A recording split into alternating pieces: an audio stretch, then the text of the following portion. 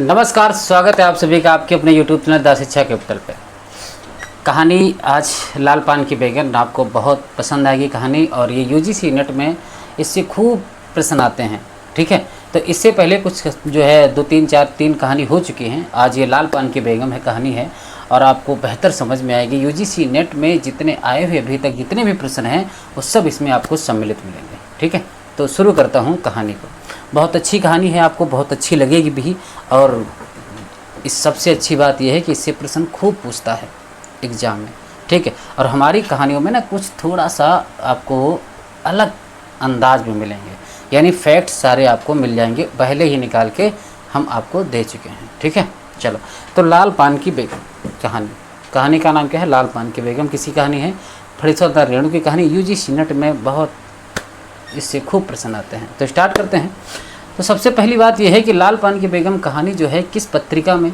तो कहानी पत्रिका में प्रकाशित हुई थी। बहुत अच्छी बात है, किस पत्रिका में? कहानी में। कब? जनवरी 1958 ईस्वी में। कब? जनवरी 1958 ईस्वी में प्रकाशित हुई थी। अच्छा, इस किस संग्रह, मतलब इसके संग्रह क्या है? यानी ये कहानी जो है लाल पान की बेगम किस में संकलित है? तो याद रखना, ठुमरी में। किस में? ठुमरी, जो कि 1959 में आई थी। इसमें कौन कौन सी कहानियाँ भाई? देखो, एक तो कहानी आपकी हो गई कौन सी? रसप्रिया, तीर्थोदक और ठेस, नित्यलीला, पंचलाइट, सिर पंचमी का शगुन। बहुत अच्छी कहानी है, सिर पंचमी का शगुन। और बात करें तो तीसरी कसम या उर्फ मारेगी गुलफाम, इसी में संकलित है। इंपॉर्टेंट कहानियाँ है भाई। और लाल पान की बेगम, तीन बिंदिया। कितनी इंपॉर्टेंट कहानियाँ हैं, समझ के देखो। इसमें सभी कहानियाँ देखो कौन कौन सी। एक है रसप्रिया, तीर्थोदक, ठेस, नित्यलीला, पंचलाइट, और पंचलाइट कहानी भी इसी में जो है सम्मिलित है। पंचलाइट, सिर पंचमी का शगुन, तीसरी कसम उर्फ मारे गए गुलफाम, लाल पान की बेगम, तीन बिंदिया। इंपॉर्टेंट है कहानी। प्रतिपाद्य, देखो इस पर प्रतिपाद्य मतलब इसमें क्या विशेषताएं हैं ये भी देख लेते हैं। आंचलिक पृष्ठभूमि में एक स्त्री की आत्म अभिमान की आकांक्षा की अभिव्यक्ति सबसे इम्पोर्टेंट है। आंचलिक पृष्ठभूमि क्या क्या इसमें फैक्ट्स देखते हैं। सबसे पहले कि बैलगाड़ी पर बैठकर नाच देखने जाने के इर्द गिर्द बुनी या कही गई बिरजू की माँ के रूप में एक अलग व सशक्त स्त्री को पेश करती है। यानी जो कहानी है, जो बैलगाड़ी पर बैठकर नाच देखने जाने के इर्द गिर्द में जो बुनी गई यह कहानी है। अब बिरजू की माँ के रूप में एक अलग व सशक्त स्त्री को पेश करती है, जो बिरजू माँ है अपने आप को। ठीक है, ये कैसी कथा है भाई? तो आंचलिक कहानी है। कैसी कहानी है? आंचलिक कथा है। गांव के लोगों के आपसी ईर्ष्या द्वेष, राग विराग, आशा निराशा, हर्ष विषाद की जीवंत बानगी इसमें है। गांव के लोगों के आपसी ईर्ष्या द्वेष, राग विराग, आशा निराशा, हर्ष विषाद की जीवंत बनाएगी जो है कहानी है ये। ठीक है, इसमें कुछ टोले हैं देखते हैं जो कि बहुत इंपॉर्टेंट हैं टोले। एक तो टोला कौन सा मिलेगा? कुरमा टोली। कौन सा? कुरमा टोली। दूसरा बबुआन टोला। तीसरा कोयरी टोला और मलदइहा टोली। अलग अलग हैं, कुरमा टोली, बबुआन टोला, कोयरी टोला और मलदइहा टोली। कुरमा, बबुआन, कोयरी और मलदइहा टोली इंपॉर्टेंट है सब। उल्लिखित स्थान कौन कौन से? देखो उल्लिखित स्थान, एक तो सबसे इम्पोर्टेंट है जो है सिमराह का सरकारी कूप। सिमराह का सरकारी कूप इंपॉर्टेंट है। और गुलाब बाग मेला, एक और कौन सी है? गुलाब बाग मेला, मोहनपुर होटल बंगला। ठीक, ये उल्लिखित स्थान है, बहुत इंपॉर्टेंट है। सिमराह का सरकारी कूप, गुलाब का मेला, मोहनपुर होटल बंगला, इसमें है, इंपॉर्टेंट है। पात्र की अगर बात करें तो मुख्य पात्र इसमें कौन है? बिरजू की माँ है, जो कि लाल पान की बेगम इसी को कहा जाता है। इंपॉर्टेंट है। ये बिरजू की माँ के बारे में बातें समझें। क्या है कि बलरामपुर का नाच देखने जाने को इच्छुक है ये। महावीर जी को रोट की मनौती बाकी है अभी। किसका मांगते हैं ना कि अगर हम बलरामपुर का मेला देखेंगे तो हम महावीर जी को रोट चढ़ाएंगे। ठीक है, तो ये मनौती बाकी है। तो इनको पता है कि बैलगाड़ी मिली नहीं है, तो इसका मतलब महावीर जी नाराज़ हो गए हैं। ये है कौन? आपकी बिरजू की माँ। और ये कैसी है? तो स्वाभिमानी है, इसके अंदर स्वाभिमान है। जंगी की पतोहू राधे की बेटी सुनरी और लरेने की बीवी को अपनी गाड़ी में बिठाती है और नाच देखने जाने के लिए बात करती है। तो कौन कौन जाता है गाड़ी में? जंगी की पतोहू, राधे की बेटी सुंदरी और लरेना की बीवी इम्पोर्टेंट है। बिरजू के पप्पा की बात करें तो इस सर्वे सेटलमेंट में याद रखना 5 बीघा ज़मीन हासिल की है। कितने बीघा? 5 बीघा ज़मीन हासिल की। बिरजू की माँ को बैलगाड़ी पर नाच दिखा ले जाने का वादा करता है, इम्पोर्टेंट है। मलदइहा टोली की बात करें तो मलदइहा टोली के मियाँ जान से गाड़ी ले आता है। मलदइहा टोली के मियाँ जान से गाड़ी लेकर आता है कौन?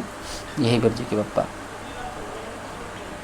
बिरजू अर्थात बिरज मोहन, बिरजू अर्थात बिरज मोहन इमली पर रहने वाले जिन बाबा को बैंगन कबूला था कबूला हुआ दिया और नाच देखने की मनौती करता है। 7 वर्षीय बच्चा है। कैसा है? 7 वर्षीय बच्चा, इम्पोर्टेंट है।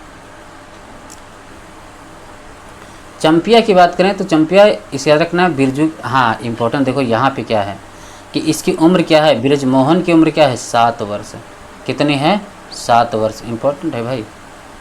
चंपिया की बात करते हैं तो हम चंपिया के बारे में तो बिरजू की बहन क्या है? बिरजू की बहन है और उम्र इसकी कितनी है? 10 साल है। बहुत पूछा जाता है, उम्र कितनी है? 10 साल है। बाइस्कोप का गाना सीखने में इसको रुचि है। और याद रखना यही गीत गाती है कौन? बाजे ना मुरलिया। क्या गाती है? बाजे ना मुरलिया गीत गाती है, इम्पोर्टेंट है। गौड़ पात्र देखें तो इसमें कौन कौन है? एक तो है जंगी की पतोह। क्या नाम है? जंगी की पतोह। ये रेलवे स्टेशन के पास की लड़की है। सबसे पहली बात, रेलवे स्टेशन के पास। बिरजू की माँ से नहीं डरती है। कुरमा टोली में रहती है जंगू की पतोह और ससुर इसका चोर है, पति इसका डकैत है, मुँहजोर और लड़ाकू है। कौन? जंगी की पतोह की विशेषताएं हैं इसमें, है ना, इम्पोर्टेंट है। आगे बढ़ते हैं। मखनी पुआ, इनके भी बारे में देख लेते हैं। मखनी पुआ ये तंबाकू की बहुत शौकीन है और बिरजू के घर रखवाली के लिए रुकती है। बाबू साहब याद रखना जमींदार है। बाबू साहब क्या है? जमींदार हैं। डॉक्टर रामचंद्र तिवारी हिंदी का गद्य साहिब, पेज 425 आप लोग जाके पढ़ लेंगे। फणिसन्ना रेणु 1921 से 1977 ईस्वी, याद रखना। नई कहानी के दौर में ग्राम अंचल की विशिष्ट ताजी और जीवंत अनुभूति लेकर आने वाले रचनाकारों में अन्यतम रहे हैं। अब तक आपके 5 कहानी संग्रह हैं। ये फणिसन्ना रेणु के बारे में रामचंद्र तिवारी क्या कहते हैं देखो। कौन कौन? एक तो ठुमरी कब आई थी? 1959 में। आदिम रात्रि की महक कब आई थी? 1967 में। अग्निखोर कब आया था? 1973 में। और एक श्रावणी दोपहर की धूप कब आई? 1984। अच्छे आदमी 1986। तो ठुमरी 59, आदिम रात्रि की महक 67, अग्निखोर 73, एक श्रावणी दोपहर की धूप 84, अच्छे आदमी 86। Very important. ये इतने प्रकाशित हुए हैं, प्रकाशित हो चुके हैं, ठीक है। इनमें अंतिम 2 आपकी मृत्यु के बाद प्रकाशित हुए हैं। अब आपकी सारी कहानियाँ रेणु रचनावली में, किस रचनावली में? रेणु रचनावली भाग 1 में प्रकाशित हो गई हैं। रेणु की ख्याति का आधार उनकी कहानी तीसरी कसम उर्फ मारे गए गुलफाम, कहानी तीसरी कसम उर्फ मारे गए गुलफाम रही है, इम्पोर्टेंट है। देखो तो कौन सी? रसप्रिया, अग्निखोर, आदिम रात्रि की महक। रसप्रिया, अग्निखोर और आदिम रात्रि की महक, इनके इम्पोर्टेंट है। आदि कहानियाँ भी विशेष रूप से चर्चित हुई हैं। वस्तुतः रेणु को पूर्णिया जिले की भूमि के प्रति निश्चल और गहरा लगाव था। वे वहाँ के कड़ कड़ को आत्मीय भाव से देखते थे। वहाँ के पशु पक्षी, वृक्ष, पर्व, त्योहार, व्रत, संस्कार, गीत, कथा और इन सब के बीच अभाव से जूझते हुए अज्ञान, अंधविश्वास और अशिक्षा में जीते हुए लोग उनकी कहानियों में सजीव हो उठे हैं।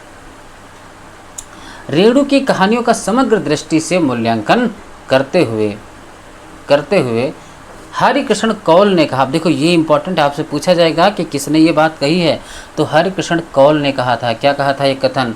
कि अपनी समग्र मानवीय दृष्टि से रेणु ने जीवन और जगत में कुंठा, संत्रास, अर्थहीनता न देखकर ममता, करुणा, निष्ठा, आस्था, सुंदरता देखी। रेणु की कहानियाँ पढ़कर लगता है कि यह जीवन जीने योग्य हैं, यह संसार त्याज्य नहीं ग्राम्य है। पूछा जाएगा किस कथन किसका है, तो हरिकृष्ण कौल ने कहा था, इम्पोर्टेंट है। बच्चन सिंह हिंदी साहित्य का दूसरा इतिहास, पेज 490 आप लोग देखना जाके, उसमें ये कथन कहा गया है कि ग्राम अंचल की तरह में घुसकर उसका शब्द, रूप, रस, गंध, स्पर्श को समग्रता में चित्रित करने वाले अकेले और अद्वितीय कथाकार हैं। फणिस्वदना रेणु उन्हें प्रेमचंद का सच्चा उत्तराधिकारी कहा जा सकता है। अपनी समृद्ध कहानियों के बावजूद उन्हें उपेक्षित रखा गया है।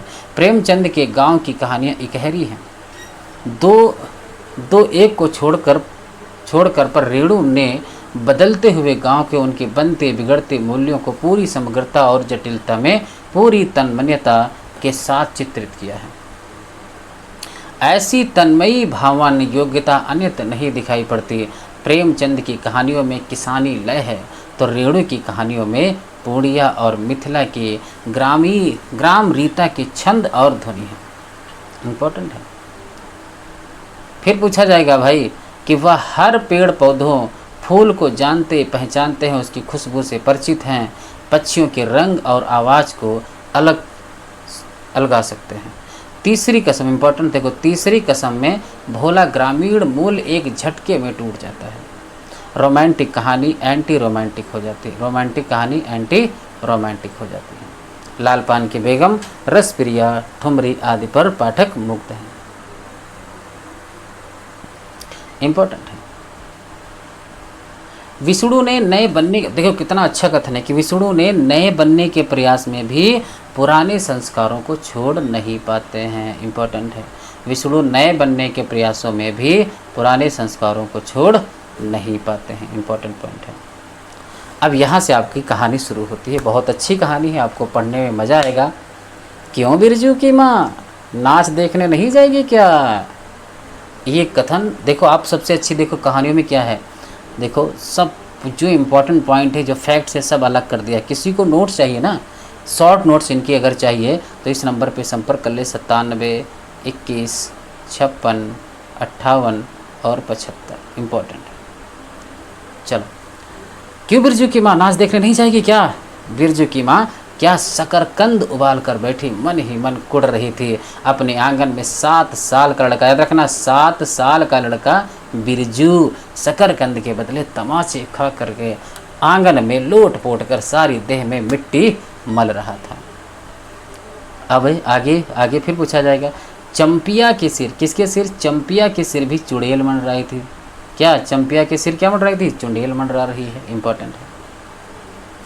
आधे आंगन, याद रखना, आधे आंगन धूप रहते जो गई सहुआइन की दुकान छोवा गुड़ लाने। अब इम्पोर्टेंट है कि किसकी दुकान पे गई थी? तो भैया सहुआइन की दुकान पे क्या लेने गई थी? छोवा और गुड़ लाने गई थी। सो अभी तक नहीं लौटी है। दिया बाती की बेला हो गई। दिया बाती से मतलब क्या है? शाम होने वाली है। आज आए लौट के जरा बागड़ बकरे, याद रखना बकरे का नाम बागड़ है, बकरे की देह में कुकुर माछी लगी थी। इंपॉर्टेंट यह है कि आपसे पूछा जाएगा कि किसके कुकुर माछी लगी, तो बकरे के, बागड़ बकरे लगी थी। इसलिए जो है बेचारा बागड़ रह रहकर कूद फांद कर देता था। बिरजू की माँ बागड़ पर मन का गुस्सा उतारने का बहाना ढूंढ कर निकाल चुकी थी।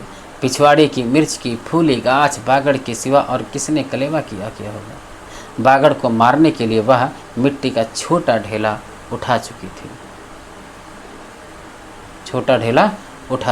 कि पड़ोसन मखनी पुआ, पड़ोसन कौन? मखनी पुआ, क्या नाम है? मखनी पुआ की पुकार सुनाई पड़ी। क्यों बिरजू की माँ नाच देखने नहीं जाएगी क्या? ये कथन किसका है? मखनी पुआ का। क्यों बिरजू की माँ नाच देखने नहीं जाएगी, किसका कथन है? मखनी पुआ का। इंपॉर्टेंट है। बिरजू की माँ के कहते, बिरजू की माँ के आगे नाथ और पीछे पगैया ना हो तब न फुआ, ये बिरजू की माँ का ही कथन है। इंपॉर्टेंट है। गुस्से में बुझी नुकीली बात फुआ की देह में धंस गई और बिरजू की माँ ने हाथ के ठेले को पास ही फेंक दिया। अब बेचारे बागड़ को कुकुर माछी परेशान कर रही थी। आहा हाय हाय आय हाय र आया, ऐसे करके वो बच्चा घूम रहा है। बिरजू ने लेटे ही लेटे बागड़ को एक डंडा लगा दिया। बिरजू की माँ की इच्छा हुई कि जाकर उसी डंडे से बिरजू का भूत भगा दे। समझ रहे हो? किंतु नीम के पास खड़ी पनभरियों की, जो देखो जो पानी भरने वाली कहाँ थी? नीम के पास खड़ी थी। पानी भरने वालियों की खिलखिलाहट सुनकर रुक गई। बोली, ठहर, तेरे बप्पा ने बड़ा हथछुट्टा बना दिया है, तुझे बड़ा हाथ चलता है लोगों पर, ठहर जरा तू। मखनी फुआ देख लो, मखनी फुआ नीम के पास झुकी कमर से घड़ा उतार कर पानी भरकर लौटती पनभरियों में बिरजू की माँ की बहकी हुई बात का इंसाफ करा रही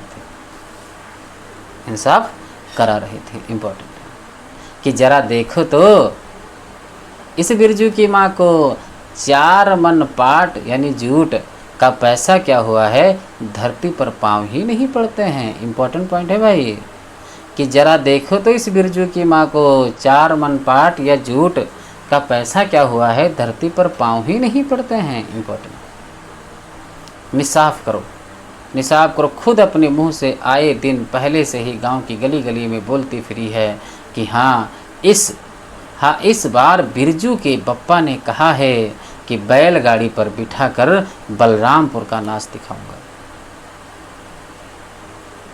बिरजू के बप्पा ने कहा है कि बैलगाड़ी पर बिठाकर बलरामपुर का नाच दिखा लाऊंगा। बैल अब अपने घर हैं तो 1000 गाड़ियाँ मंगनी मिल जाएंगी। याद रखना, बैल कथन में इम्पोर्टेंट है कि बैल अब अपने घर हैं तो 1000 गाड़ी मंगनी मिल ही जाएंगी। इम्पोर्टेंट पॉइंट है।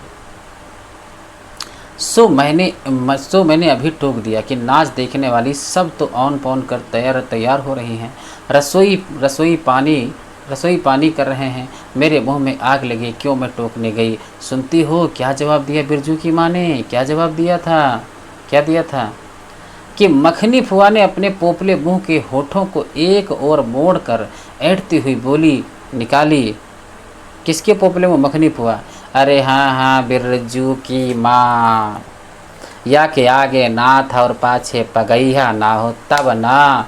ये कथन बहुत इंपॉर्टेंट है मखनी फुआ का, ठीक है। जंगी की पतोहू बिरजू की माँ से नहीं डरती। कितना अच्छा कथन है। अब ये आपसे पूछा जाएगा कि कौन उसमें डरता नहीं है, तो जंगी की पतोहू किससे नहीं डरती है? बिरजू की माँ से नहीं डरती है। वह जरा गला खोल कर ही कहती है। क्या कहती है भाई?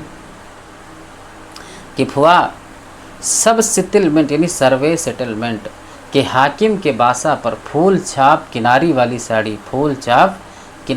साड़ी पहन की तू भी भटा की भेंटी चढ़ाती तो तुम्हारे नाम से भी 2-3 बीघा धनहर जमीन का पर्चा कट जाता। कहने का अर्थ है चमक के साड़ी वाड़ी पहन के अगर तुम जाती तो तुमको भी 2-3 बीघा जमीन मिल जाती है, ठीक है। सर्वे सेटलमेंट में इम्पोर्टेंट है फूल छाप किनारी वाली साड़ी जिसमें फूल बूटा बने होते हैं।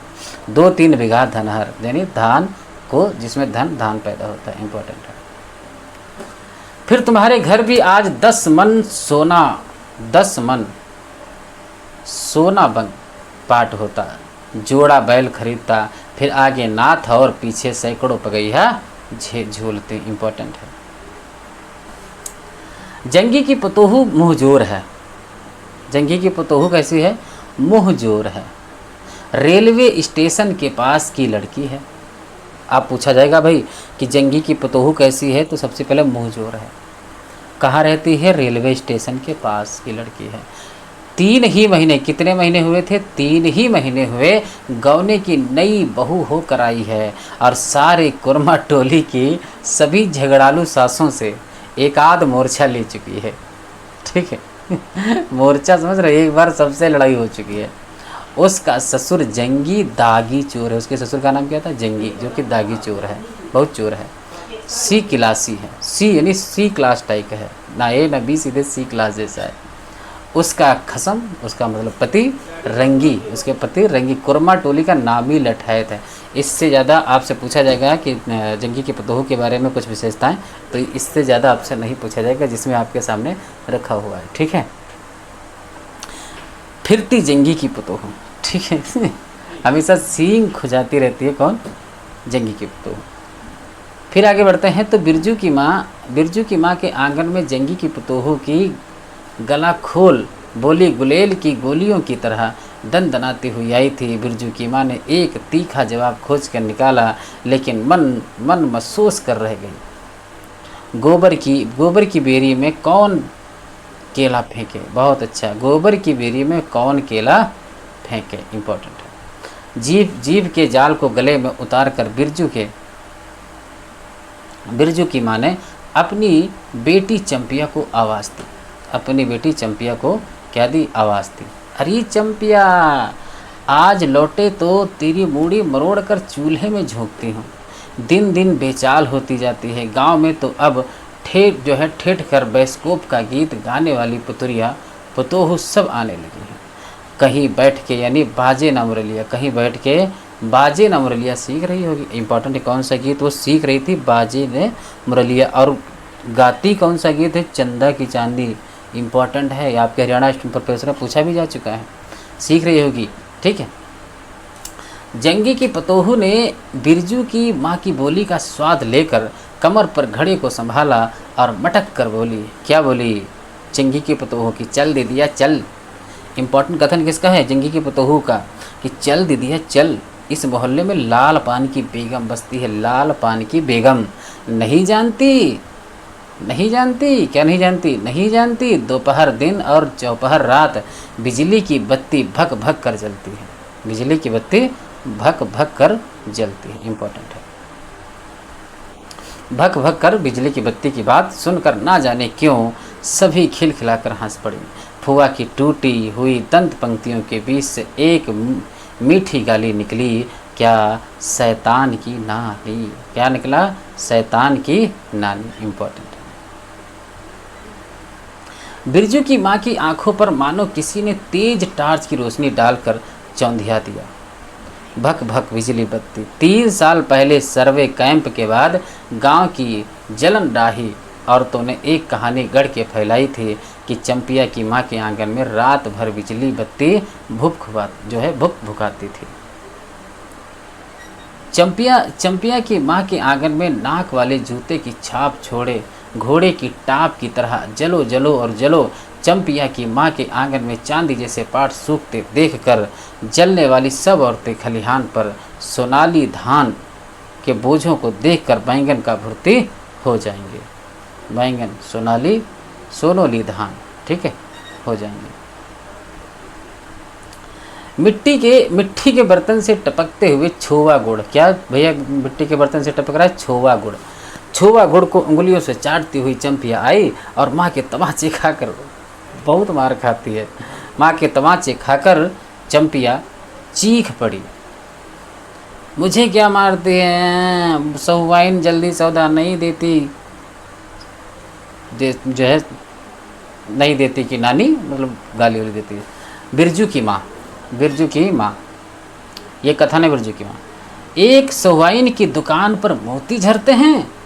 जो जड़ गाड़ कर बैठी हुई थी ना, बोल गले पर लात देकर कल्ला तोड़ दूंगी। कल्ला पता किसको इसको कहते हैं, कल्ला, ठीक है, कल्ला तोड़ दूंगी हर जाई जो फिर कभी बाजे न मुरलिया गीत गाते सुना। चाल सीखने जाती है ट्यूशन की छोकरियों से। तो याद रखना, ट्यूशन वाली किसे कहा जाता है इसमें, किसे कहा जाता है, सभी को पता होना चाहिए किसे कहा जाता है, किसको कहा जाता है भैया। अरे सब लोग क्यों बार बार, जंगी की पतोहू को, ठीक है, जंगी की पतोहू इंपॉर्टेंट है। बिरजू की माँ ने, देखना, बिरजू की माँ ने चुप होकर अपनी आवाज़ अंदाजी की। उसकी बात जंगी के झोपड़े तक साफ साफ पहुँच गई होगी। बिरजू की बीती हुई बातों को भूलकर उठ खड़ा हुआ था और धूल झाड़ते हुए बर्तन से टपकते गुड़ को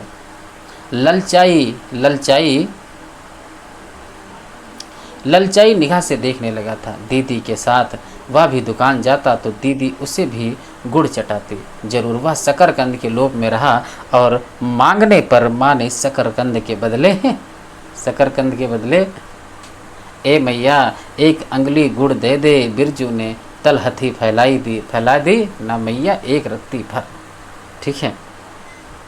एक रत्ती क्यों, उठा के बर्तन को फेंक आती हूँ, पिछवाड़े में जाके चाटना नहीं बनेगी मीठी रोटी खाने का मुँह होता। कहने का अर्थ हमारा यह है कि जाने से मीठी रोटी, जानते किसे कहते हैं, शकरकंद। रोटी बनती है मीठी, ठीक है, वो शकरकंद होता है, ठीक है। तो उसी में मांग रहा है, वो शकरकंद मांग रहा है, ठीक है। तभी बहुत नाराज इसी, लेकिन मेला जाने के लिए औरतों में क्या होता है, जहाँ वो जाना चाहती है वो पहुँची नहीं तो फिर देखो पूरा घर उठा लेंगे। बिरजू की माँ ने उबले शकरकंद का सूप रोती हुई चंपिया के सामने रखते हुए कहा कि बैठ के छिलके उतार, नहीं तो अभी कल्ला तोड़ दूंगी। 10 साल की चंपिया, क्या ना, कितने उम्र कितनी है, 10 साल की चंपिया जानती है कि शकरकंद छीलते समय कम से कम 12 बार माँ से बाल पकड़कर झकझोरेगी, ठीक है। छोटी छोटी खोट निकाल कर गालियाँ देगी, पाँव फैला के क्यों बैठी है।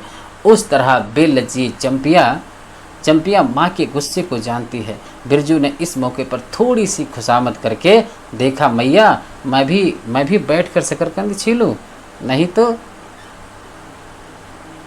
माँ ने, याद रखना, माँ ने झिड़की दी कि एक शकरकंद छीली गया और 3 पेट में खाए गए। तो अपना कितने छीलने के बाद, कितने खाने के बाद? 3 छील कर खाएगा। कितने? 3 छील कर। कितने? 3 छील कर खाएगा पेट में। जाके, याद रखना इंपॉर्टेंट, देखो पात्र आ गया, सिद्धू की बहू। जाके सिद्धू की बहू से कहो कि 1 घंटे के लिए कढ़ाई मांग कर ले गई थी। कौन? कढ़ाई मांग के कौन लेके गया था? सिद्धू की बहू। गई तो लौटाने का नाम नहीं, जा जल्दी। मुंह लटका कर आंगन से निकलते निकलते बिरजू ने शकरकंद और गुड़ पर निगाहें दौड़ाई। चंपिया ने अपने झबरे केस के ओट से माँ की ओर देखा और नज़र बचाकर चुपके से बिरजू की ओर एक शकरकंद फेंक दिया। बिरजू भागा, सूरज भगवान डूब गया, दिया बत्ती की बेला हो गई, अभी तक गाड़ी नहीं आई। चंपिया बीच में ही बोल उठे कि कोयरी टोली में किसी ने गाड़ी नहीं दी मैया, कोयरी टोली में किसी ने गाड़ी नहीं दी मैया। बप्पा बोले, माँ से कहना सब ठीक करके तैयार हैं, मलदईहा टोली के मियाँ जान की गाड़ी लेने जा रहा हूँ। मलदईहा टोली के मियाँ जान की गाड़ी लेने जा रहा हूँ। किसकी गाड़ी लेने गए थे? मलदईहा टोली के मियाँ जान की गाड़ी लेने गए थे। मलदईहा कहाँ? मलदईहा टोली के मियाँ जान की गाड़ी लेने गए थे। इम्पोर्टेंट है। सुनते ही बिरजू की माँ का चेहरा उतर गया, लगा छाती की कमान उतर गई। घोड़े से अचानक कोयरी टोले में किसी ने गाड़ी मंगनी नहीं दी।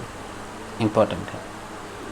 तब मिल चुकी गाड़ी, याद रखना, तब मिल चुकी गाड़ी। जब अपने गांव के लोगों की आंख में पानी नहीं तो मलदईहा टोली के मियाँ जान की गाड़ी का क्या भरोसा। ना 3 में ना 13 में, ना 3 में ना 13 में। इम्पोर्टेंट है। क्या होगा? शकरकंद छील कर रख दे उठा के। मतलब कहने का अर्थ, अब वहाँ जाने को पाएंगे नहीं तो इनके अंदर बड़ा गुस्सा आएगा। ठीक है, या मर्द नाच दिखाएगा, बैलगाड़ी पर चढ़कर नाच दिखाने ले जाएगा। चढ़ चुकी बैलगाड़ी पर, देख चुकी जी भर नाच, पैदल जाने वाले सब पहुंचकर पुरानी हो चुकी। ये कथन किसका है? बिरजू की माँ का है। इम्पोर्टेंट है ये कथन। ठीक है। बिरजू छोटी कढ़ाई सिर पर औंधा कर वापस आया। देख दीदिया देख, मलेटी टोपी। तो ये भी पूछा जा सकता है कि उसकी कढ़ाई का भाई किससे तुलना की गई है? तो मलेटी टोपी या किसे? मटी टोपी से। याद रखना, कितने मारने से? 10 लाठी। 10 लाठी मारे तब भी कुछ नहीं होता। चंपिया चुपचाप बैठी रही, कुछ बोली नहीं, जरा सी मुस्कुराई भी नहीं। बिरजू ने समझ लिया कि मैया का गुस्सा भी उतरा नहीं है पूरे तौर से। मड़ैया के अंदर से बागड़ को बाहर भागते हुए बिरजू की माँ बड़बड़ाई, कल ही कि पंच कौड़ी कसाई के हवाले करते हुए राकस तुझे, मतलब राक्षस। पंच कौड़ी, जो 5 कौड़ी का जो कसाई है उसके अलावा तुम्हें हवाले कर दूंगी और जाके खूब करना। ठीक है। हर चीज़ में मुंह लगाएगा। चंपिया बांध दे बागड़ को, खोल दे गले की घंटी, हमेशा टुन टुन। याद रखना, अब इम्पोर्टेंट ये भी आपसे पूछा जाएगा, ये भी देख लो थोड़ा कि उसकी घंटी की आवाज़ कैसी थी? टुनुर और टुन, ये दो नहीं है, टुन ही है। ठीक है, टुनुर टुन, इसे टुनुर टुनुर नहीं है, टुनुर टुन है, ये भी याद रखना। इम्पोर्टेंट ये है कि कोसी की गढ़वाल से जो क्वेश्चन पूछा गया था कि उसकी पार्टी कैसी, आवाज़ कैसी है, वस्तु ध्वनि से क्वेश्चन आया था। तो कुछ भरोसा नहीं, टुनुर टुनुर ऑप्शन में दिया होगा, एक दिया होगा ऑप्शन। ऐसे बताइए भैया, टुनुर और टुनुर। ठीक है, एक ऑप्शन होगा टुनुर टुनुर, एक ऑप्शन होगा टुनुर टुन। लड़के कंफ्यूज सोचेंगे कि ये भी होता है क्या भाई। तो ये ध्यान रखना थोड़ा, टुनुर टुन है ना कि टुनुर टुनुर है 2 बार। ठीक है, रा लास्ट में नहीं है तो। अच्छा, इसमें भी टुनुर टुनुर है तो वहाँ भी गलती है भाई क्या है?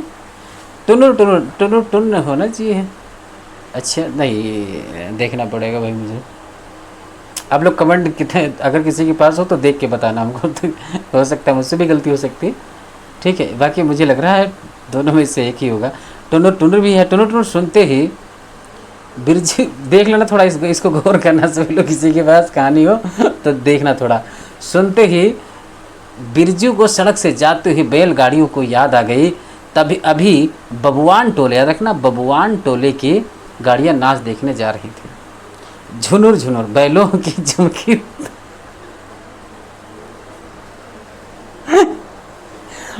अब देखो उसकी घंटी की आवाज़ कैसी थी, टुनुर टुनुर, ठीक है, आवाज़ कैसी थी भाई, टुनुर टुनुर। फिर से समझो यहाँ पे मुझे अब बहुत हंसी आ रही है आज कि यार देखो, खोल दे गले की घंटी, हमेशा टुनुर टुनुर, यानी घंटी की आवाज़ कैसी है, टुनुर टुनुर। आगे बात करते हैं, इधर देखो क्रम में देख लो। गाड़ियाँ नया नाच देखने जा रही थी। झुनुर झुनुर बैलों की झुमकी, झुमकी जो थी वो झुनुर झुनुर बोल रही थी। इंपॉर्टेंट है। बेसी बक बक मत करो, बागड़ के गले से झुमकी खोलती बोली चंपिया। ठीक है। डाल दे चूल्हे में पानी, बप्पा आवे तो कहना कि अपने उड़न जहाज पर चढ़कर नाच देखा है। मुझे नाच देखने का शौक नहीं है, मुझे जगइयो मत कोई, मेरा माथा दुख रहा है। उसको बहुत गुस्सा आ रही है, ठीक है, उसको बहुत ही गुस्सा आ रही है कि मड़ैया के ओसारे पर बिरजू ने फिसा के पूछा कि क्यों दे दिया, नाच में उड़न जहाज भी उड़ेगा क्या। चटाई पर कथरी ओढ़ कर बैठती हुई चंपिया ने बिरजू को चुपचाप अपने पास बैठने का इशारा किया। मुफ्त में मार खाएगा बेचारा आज। बिरजू ने बहन की कथरी में हिस्सा बांटते हुए चुक्की मुक्की लगाई और जाड़े के समय इस तरह घुटने पर ठुड्डी रखकर चुक्की मुक्की लगाना सीख चुका है वो। ठीक है। उसने चंपिया के कान के पास मुंह ले जाकर कहा कि हम लोग नाच देखने नहीं जाएंगे, गांव में एक पंछी भी नहीं है, सब चले गए। ठीक है। चंपिया को तिल भर भी भरोसा नहीं है। संझा तारा डूब रहा है, बप्पा अभी तक गाड़ी लेकर नहीं लौटे हैं। ठीक है।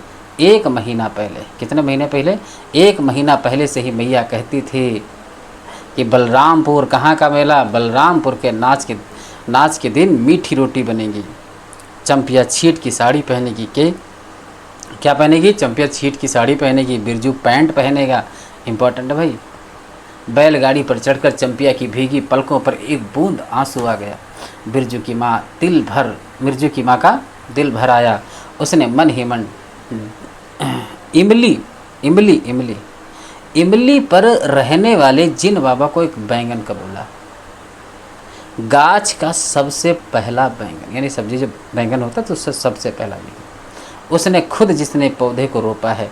जल्दी से गाड़ी लेकर बप्पा को भेज दो जिन बाबा, जल्दी भेज दो। मड़ैया के अंदर बिरजू की माँ चटाई पर पड़ी करवटें ले रही थी। पहले से किसी बात का मनसूबा नहीं बांधना चाहिए किसी को। भगवान ने मनसूबा तोड़ दिया उसको सबसे पहले भगवान से पूछना है कि यह चूक का फल दे रहे हो भोले बाबा। अपने जानते उसने किसी देवता पितर की मान मनौती बाकी नहीं रखी थी। सर्वे के समय जमीन के लिए जितनी मनौतियाँ की थी, ठीक हो तो महावीर जी का रोट तो बाकी ही है। हाय रे देव, भूल चूक माफ़ करो महावीर बाबा, मनौती दूनी करके चढ़ाएगी बिरजू की माँ। बिरजू की माँ, याद रखना, बिरजू की माँ के मन में रह रहकर जंगी की पुतोहू की बातें चुभती हैं। भग भग बिजली बत्ती चोरी चमारी करने वाली की बेटी पुतोहू जलेगी नहीं। 5 बीघा ज़मीन क्या हासिल की है बिरजू के पप्पा ने। गांव की भाई खोकिया की आंखों में किरकिरी पड़ गई है। इम्पोर्टेंट है। खेत में पाट, याद रखना, क्या खेत में पाट लगा देखकर गांव के लोगों की छाती फटने लगी। धरती फोड़कर पाट लगा है, बैसाखी बादलों की तरह उमड़ते आ रहे हैं पाट के पौधे, तो अलान तो फलाना, इतनी आंखों की धार जो है फला फसले रहे हैं। जहाँ 15 मिनट में जहाँ 15 मन पाट होना चाहिए, सिर्फ 10 मन पाट। कितना? सिर्फ 10 मन पाट। सिर्फ 10 मन पाट कोटा पर तौल के ओजन हुआ भगत ये कहाँ के यहाँ। ठीक है, 10 मन पाट याद रखना। इसमें जलने की क्या बात है भला। बिरजू के बप्पा ने तो पहले ही कोरमा टोली के एक आदमी को समझा के कहा कि ज़िंदगी भर मजदूरी करते रह जाओगे, सर्वे का समय हो रहा है, लाठी कड़ी करो तो 2-4 बीघे ज़मीन हासिल कर सकते हो। इम्पोर्टेंट है पॉइंट। सारे गांव की, याद रखना, सारे गांव की किसी पतौखी का भतार सर्वे के समय बाबू साहब के खिलाफ खांसा भी नहीं। बिरजू के बप्पा को कम सहना पड़ा। बाबू साहेब गुस्से से सर्कस नाच के बाघ की तरह हुमड़ते रह गए। उनका बड़ा बेटा घर में आग लगाने की धमकी देकर गया। आखिर बाबू साहब ने अपने सबसे छोटे लड़के को भेजा। इम्पोर्टेंट है। बिरजू की माँ को मौसी कह के पुकारा। याद रखना, बिरजू की माँ को मौसी कह के पुकारता था वो जो बाबू साहब का लड़का था। इंपॉर्टेंट है, आपसे पूछा जाएगा कि बिरजू की माँ को मौसी कहकर कौन पुकारता था, तो जो बाबू साहब के लड़का था उसका। ठीक है, यह ज़मीन बाबूजी ने मेरे नाम से खरीदी थी, मेरी पढ़ाई लिखाई उसी ज़मीन के ऊपर से चलती है। और भी कितनी बातें खूब मोहना जानता है। मोहना यानी मोहन मतलब यहाँ पे मोहन। उतना जरा सा लड़का है, जमींदार का बेटा है ना, इसीलिए। चंपिया, बिरजू सो गया क्या? हाँ, यहाँ आ जा बिरजू अंदर। तो भी आ जा चंपिया, भला आदमी आए तो एक बार आज आएगी, इसके पति मार खाएगा बेचारा। बिरजू के साथ चंपिया अंदर चली गई। ढिबरी बुझा दे, बप्पा बुलाएं तो जवाब मत देना, खपच्ची गिरा दे। भला आदमी रे, भला आदमी, मुँह देखो जरा इस मर्द का। बिरजू की माँ दिन रात मंझा ना देती रहती तो ले चुके थे ज़मीन। रोज़ आकर माथा पकड़ के बैठ जाए, मुझे ज़मीन नहीं लेनी है। बिरजू की माँ मजूरी ही अच्छी जवाब देती थी।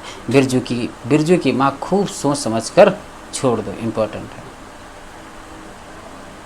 जब तुम्हारा कलेजा ही स्थिर नहीं होता है तो क्या होगा? जरूर ज़मीन जोर के, नहीं तो किसी और के। इम्पोर्टेंट है, कथन बहुत इम्पोर्टेंट है कि जोरू ज़मीन जोर के, नहीं तो किसी और के। बिरजू के बाप, याद रखना, बिरजू के बाप पर बहुत तेज़ी से गुस्सा चढ़ता ही जाता है। बिरजू की माँ का भाग ही खराब है जो ऐसा गोबर गणेश घर वाला उससे मिला है। गोबर गणेश, याद रखना, किसके लिए आया है? कौन सा शौक मौज दिया है उसके मर्द ने, कोल्हू के बैल की तरह खट कर सारी उम्र काट दी इसके यहाँ। कभी 1 पैसे की जलेबी भी ला करती है उसके खसम ने।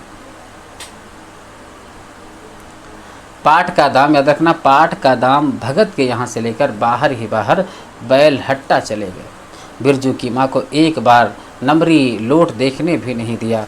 आँख से बैल खरीद लाए, उसी दिन से गांव में ढिंढोरा पीटने लगे। बिरजू की माँ इस बार बैलगाड़ी पर चढ़ कर जाएगी नाच देखने। दूसरे की गाड़ी के भरोसे नाच दिखाएगा या दूसरे की गाड़ी के भरोसे? अंत में उसे अपने आप पर क्रोध हो आया। वह खुद भी कुछ कम नहीं है, उसकी जीभ में आग लगे। बैलगाड़ी पर चढ़कर नाच देखने की लालसा किसी कुछ समय में उसके मुंह से निकली थी। भगवान जाने फिर आज सुबह से दोपहर तक किसी न किसी बहाने उसने 18 बार, कितनी बार? 18 बार बैलगाड़ी पर नाच देखने की चर्चा छेड़ी है। तो खूब देखो नाच। कथरी के नीचे दुसाले का सपना, कल भोरे पानी भरने के लिए जब आएंगे, पतली जीभ वाली पतुरिया सब हंसती जाएंगी, सभी जलते हैं उससे। हाँ भगवान, दाढ़ी जार भी दो, बच्चों की माँ होकर भी वह जस की तस है। उसका घरवाला उसकी बात में रहता है। याद रखना, किस इम्पोर्टेंट है। आप देखो, ऐसा पूछेगा बिरजू की माँ के संपूर्ण कथन, जो कथनों से तो यहाँ पे याद रखना कि कथन मिलेगा कि उसका घरवाला उसकी बात में रहता है। हाँ भैया रहता है। वह बालों में गरी का तेल डालती है, ठीक है। उसकी अपनी ज़मीन है, ये भी सही है। किसी के पास एक घूर ज़मीन भी अपने इस गांव में जलेंगे नहीं।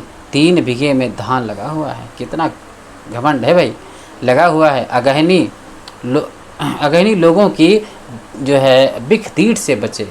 तब तो बाहर बैलों की घंटियां सुनाई पड़ी। तीनों सतर्क हो गए, उत्कर्ण होकर सुनते रहे। अपने ही बैलों की घंटी है क्यों री चंपिया और बिरजू ने प्राय एक ही साथ कहा, हूँ। इम्पोर्टेंट है।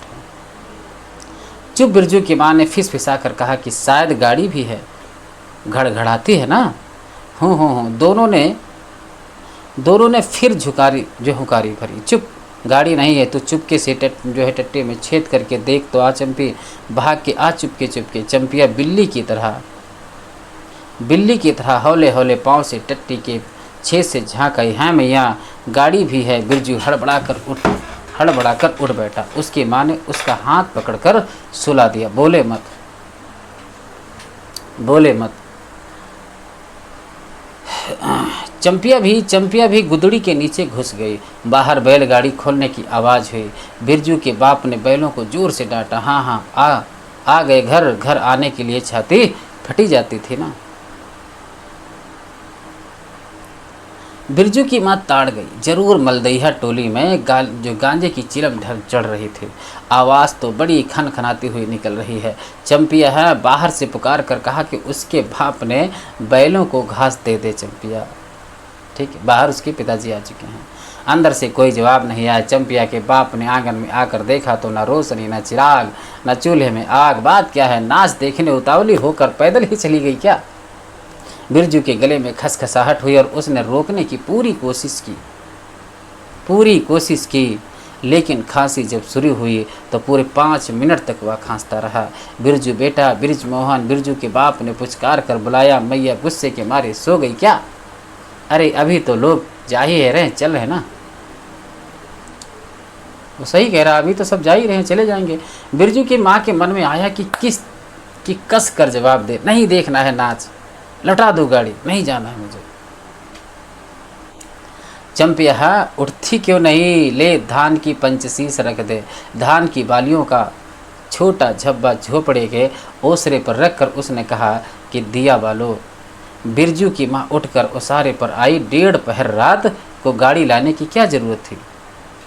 नाच तो अब खत्म हो रहा होगा भाई। कि ढिबरी की रोशनी में धान की बालियों का रंग देखते ही बिरजू की माँ के मन का सब मैल दूर हो गया। धानी रंग उसकी आंखों से उतरकर रोम रोम में घुल गया। इंपॉर्टेंट पॉइंट है। नाच अभी शुरू भी नहीं हुआ होगा। अभी बलरामपुर, याद रखना कहाँ, बलरामपुर के बाबू की सपनी गाड़ी। कैसी गाड़ी? सपनी गाड़ी। सपनी मतलब सांप वाली नहीं है, वही गाड़ी जो 4 पहिया वाली होती है, उसी को शायद कहते हैं। मोहनपुर, देखना बलरामपुर के बाबू की सपनी गाड़ी मोहनपुर होटल बंगला से हाकिम साहब को लेने गई। ये बहुत इंपॉर्टेंट है। बलरामपुर के जो बाबू थे कौन, उनकी जो सपनी गाड़ी है मोहनपुर कहाँ गई थी? मोहनपुर के होटल बंगला में। किसको लेने? हाकिम साहब को लेने गई थी। इंपॉर्टेंट है। इस साल आखिरी नाच है। पंचशीश टट्टी में खोज दे, अपने खेत का है। इंपॉर्टेंट है। हुलसती हुई बिरजू की माँ ने पूछा, पक गए धान? अब देखो सब दुख दूर हो गए। 10 दिन में अगहन चढ़ते चढ़ते ताल लाल होकर झुक जाएगी सारे खेत की बालियाँ। देख लेना।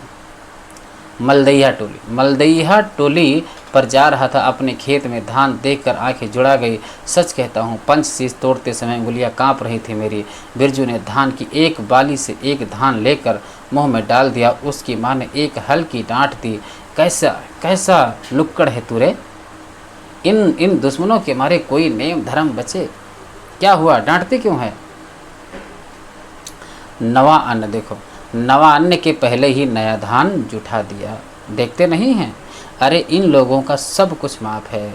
चिरई चुरमुन है या लोग, दोनों के मुंह में नवा अन्न के पहले नया अन्न ना पड़े। इंपॉर्टेंट है। इसके बाद चंपिया ने भी धान की बाली से 2 धान लेकर दांतों तले दबाए। ओ मैया, इतना मीठा चावल और गमकता भी है ना दीदिया। बिरजू ने फिर मुंह में धान लिया। रोटी पाटी तैयार कर चुकी क्या? बिरजू के बाप ने मुस्कुरा कर पूछा। नहीं। मान भरे सुर में बोली बिरजू की माँ, जाने का ठीक ठिकाना नहीं है और रोटी बनाती है।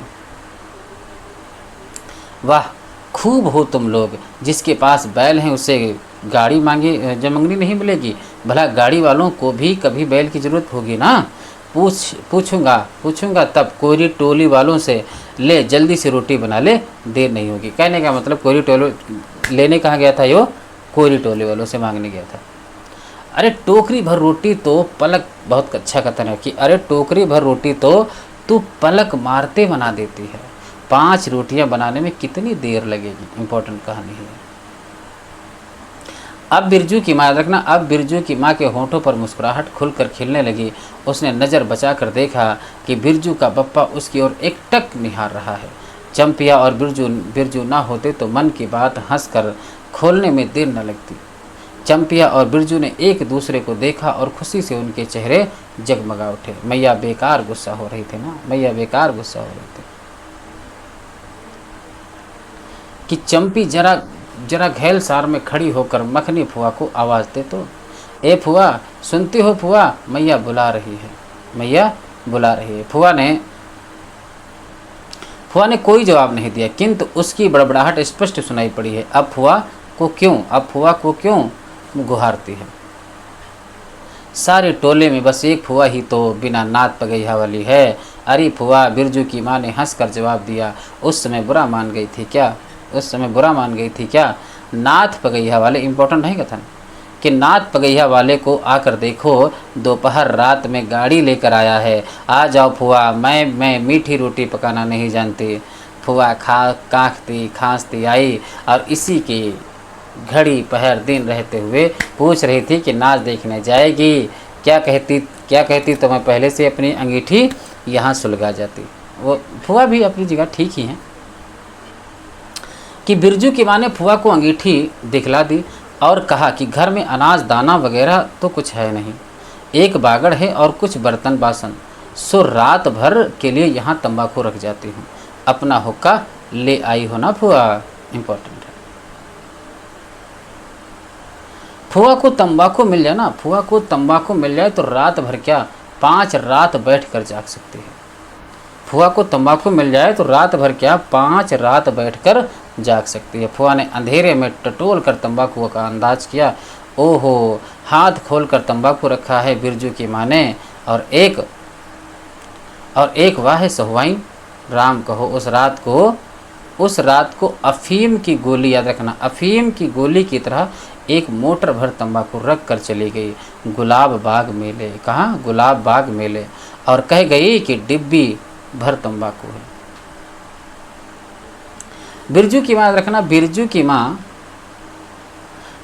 माँ चूल्हा सुलगाने लगी। चंपिया ने शकरकंद को मसल कर गोले बनाए और बिरजू सिर पर कढ़ाई औंधा कर अपने बाप को दिखलाने लगा। मलेठी टोपी, इस पर 10 लाठी मारने पर भी कुछ नहीं होगा। इम्पोर्टेंट है। सभी ठठाकर हंस पड़े। बिरजू की माँ हंस कर बोली कि ताखे पर 3-4 मोटे शकरकंद हैं, दे दे बिरजू को। चंपिया बेचारा शाम से ही, बेचारा मत कहो मैया, खूब सचारा है। अब चंपिया चहकने लगी। तुम क्या जानो कथरी के नीचे मुंह क्यों चल रहा था बाबू साहब का? हैं? ही मतलब कहा रहा था वही शकरकंद। बिरजू के टूटे दूध के दांतों को फांक से बालों निकली और ब्लैक मार्टिन में 5 शकरकंद खा लिया। हा। तो इसमें कोई विशेष बात नहीं, छोड़ो। अब यहाँ से कथन देखते हैं। पूर्णिमा का चांद सिर पर आ गया है। बिरजू की माँ ने असली रूपा का मांग टीका पहना। समझ रहे हो? बिरजू की माँ ने असली रूपा का मांग टीका पहना। आज पहली बार बिरजू के बप्पा को हो क्या गया है? गाड़ी तो जोतता क्यों नहीं, मुंह की ओर एकटक देख रहा है, मानो नाच की लाल पान की गाड़ी पर बैठते ही बिरजू की माँ की देह में एक अजीब गुदगुदी लगने लगी। उसने बांस की बल्ली को पकड़कर कहा कि गाड़ी पर अभी बहुत जगह है, जरा दाहिनी सड़क से गाड़ी हाँकना। बैल जब दौड़ने लगे और पहिया जब चू चू करके घरघराने लगा तो बिरजू से नहीं रहा गया। उड़न जहाज की तरह उड़ाओ पप्पा, उड़न जहाज की तरह। गाड़ी जंगी के पिछवाड़े पहुँचे। अब बिरजू की माँ ने कहा कि जरा जंगी से पूछो ना कि उसकी पतोहू नाच देखने चली गई क्या। गाड़ी के रुकते ही जंगी के झोपड़े से आती हुई रोने की आवाज़ स्पष्ट हो गई। बिरजू के पप्पा ने पूछा, अरे जंगी भाई, काहे कन रोहट हो रहा है? आंगन में जंगी धूर ताप रहा था। बोला, क्या पूछते हो रंगी? बलरामपुर से लौटा नहीं तो पुतैया नाच देखने कैसे जाए। आसरा देखते देखते उधर गांव की सभी औरतें चली गईं। अरे टीसन वाली, तो रोती काहे है? बिरजू की माँ ने पुकार कर कहा कि आजा आजा आजा, झट से कपड़ा पहनकर, सारी गाड़ी पड़ी हुई है बेचारी, आजा जल्दी। बगल के झोपड़े से राधे की बेटी सुनरी ने कहा कि काकी गाड़ी में जगह है, मैं भी जाऊंगी। इम्पोर्टेंट है भाई, इम्पोर्टेंट बहुत है। बांस की झाड़ी के उस पार, बांस की उस झाड़ी, याद रखना, बांस की उस झाड़ी के उस पार लरेना खवास का घर है। उसकी बहू भी नहीं गई, वो भी चल दी।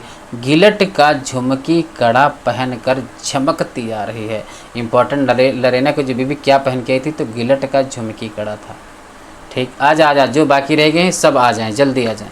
जंगी की पतोहू लरेना की बीबी और राधे की बेटी सुनरी। जंगी की पतोहू लरेना की बीबी और राधे की बेटी सुनरी तीनों गाड़ी के पास आई। बैल ने पिछला पैर फेंका। अब बिरजू के बाप ने एक भद्दी गाली दे दी, साला लताड़ मार कर लंगड़ी बनाएगा पुतोहू को। इम्पोर्टेंट है। सभी ठठाकर हंस पड़े। बिरजू के बाप ने घूंघट में झुकी दोनों पुतोहों को देखा। उसे अपने खेत की झुकी हुई बालियों की याद आ गई। समझ रहे हो? जंगी की पतोहू का गौना 3 ही मास पहले, कितने महीने? जंगी की पतोहू का 3 महीने पहले ही हुआ था। गौने की रंगीन साड़ी से कड़वे तेल और लठवा सिंदूर की गंध आ रही है। बिरजू की माँ को अपने गौने की याद आ गई। उसने कपड़े की गठरी से 3 मीठी रोटियां निकाल कर कहा कि खा ले एक एक करके, खा ले एक एक करके। सिमराह के सरकारी कूप में पानी पी लेना। याद रखना, कहाँ पानी पीना है लोगों को? सिमराह के सरकारी कूप में पानी पीना है। इम्पोर्टेंट है। गाड़ी गांव से बाहर होकर धान के खेतों के बगल से जाने लगी। अब देखो, ये कथन आपसे पूछा जाएगा कि चांदनी कार्तिक की खेतों से धान के झरते फूलों की गंध आती है। बांस की झाड़ी में कहीं दुधी की लता फूली है। इम्पोर्टेंट है भाई कथन, ये इम्पोर्टेंट है। जंगी की पुतोहू ने एक बीड़ी सुलगाकर बिरजू की माँ की ओर बढ़ाई। बिरजू की माँ को अचानक याद आई कि चंपिया, सुनरी, लरेना की बीबी और जंगी की पतोहू, ये चारों ही गांव में बाइस्कोप का गाना जानती हैं, जो नए तरीके के गाने थे। ठीक है। गाड़ी की लीक धन खेतों के बीच होकर गई। चारों ओर गौने की साड़ी की खसखसाहट जैसी आवाज़ होती है। बिरजू की माँ के, याद रखना, बिरजू की माँ के माथे बंग टिक्के पर चांदनी छिटकती है। अच्छा, अब एक बाइस्कोप का गीत गा तो चंपिया, डरती काहे है? जहाँ भूल जाओगी बगल में मास्टरनी तो बैठी है। देखो, अब सब खुशी खुशी जा रहे हैं मेले। ठीक है। दोनों पतोहों ने तो नहीं, किंतु चंपिया और सुनरी ने खखार ली, का गला साफ किया। चलो शुरू करते। चंदा की चांदनी, यही शुरू करेंगे और क्या? कि बिरजू के बाप ने बैलों को ललकार कर, चल भैया, और जरा जोर से गा रे चंपिया, नहीं तो बैलों को धीरे धीरे चलने के लिए कहूँगा। जंगी की पतोहू ने चंपिया के कान के पास घूंघट ले जाकर कुछ कहा और चंपिया ने धीमे, देखो कि तेज से नहीं, धीमे से शुरू किया कि चंदा की चांदनी। ऐसे नहीं तो ऐसे गा लो कि चांद की चांदनी सी लगती हो, कोई मंदाकिनी सी लगती हो। बाकी इतना याद रखो। ठीक है। कि बिरजू की अच्छा चलो ठीक है, गा ही देता हूँ कि चांद की चांदनी सी लगती हो, कोई मंदाकिनी सी लगती हो, जो भी देखे तुम्हें देखता रहे, सच में तुम रागनी सी लगती हो। थोड़ा कोचिंग में तो दबी आवाज़ में बोलना ही पड़ता है। बिरजू को गोद में लेकर बैठी उसकी माँ की इच्छा हुई कि वह भी साथ साथ गीत गाए।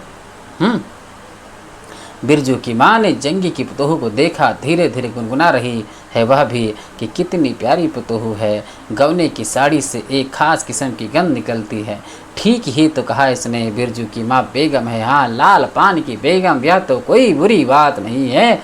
और हाँ, वह अब सचमुच लाल पान की बेगम है। बिरजू की माँ ने अपनी नाक पर दोनों आंखों को केंद्रित करने की चेष्टा करके अपने रूप की झांकी ली। और याद रखना, ये कथन लास्ट है कि लाल साड़ी की झिलमिल किनारी, मंग टिक्का पर चांद, बिरजू की माँ के मन में अब और कोई लालसा नहीं है, उसे नींद आ रही है, उसे नींद आ रही है, सोने दो मुझे। बहुत अच्छी कहानी है, बहुत अच्छा लगा होगा आप लोगों को। ठीक है, तो ये कहानी आप लोगों को पढ़ना है और बहुत अच्छी तरीके से पढ़ना। मैं अब सारी कहानियाँ आपको पढ़ाने वाला हूँ। इसी प्रकार से नाटक निबंध आराम से सीक्वेंस में चलता रहेगा। ठीक है, तो बहुत बहुत धन्यवाद अभी तक। और जिस भी बच्चों को नोट्स चाहिए तो संपर्क कर ले 97 21 56 58 75। ठीक है, इस पर संपर्क करोगे आपको नोट्स मिल जाएंगे, UGC नेट के, TGT PGT LT किसी के भी चाहिए हो। चलो, बहुत बहुत धन्यवाद।